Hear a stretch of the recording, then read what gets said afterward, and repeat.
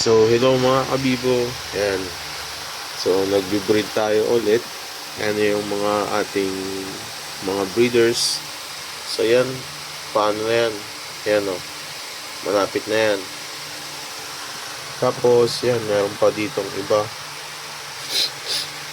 Yan. So, kukunin kayo mamaya yung mga UPay natin. Tapos, lalagay na natin dyan para may bago tayong isasalang na breeder. So, ito yung previous breeder natin. Yan. So, ito yung previous breeder natin. Yan. So, umunti na sila. Actually, pagka nag-lay sila ng 5 to 800 na eggs, namamatay talaga sila. So, proven ko na yon. Ngayon na yung mga superworm natin. So, tingnan natin ha. Ayan. So, sisimula tayo dito. Ito, malapit na to mga ilang buwan na lang yan. Siguro, almost a month. Pwede na to. Or 2 months. Yan, max ng 2 months. Yan, so, pwede na yan. Ito yung mga breeders natin.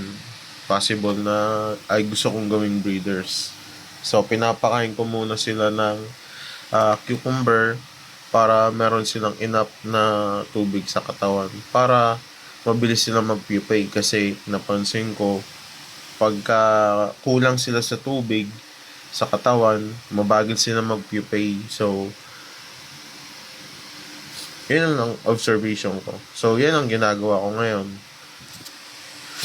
Ito ay for sale.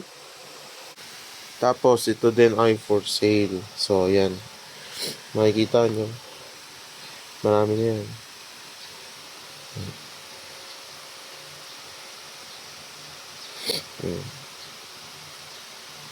Diba?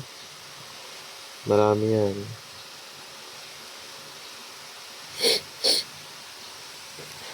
Tapos ito yung bago kong hiwalay. So, makikita nyo, maliliit pa. Ayan.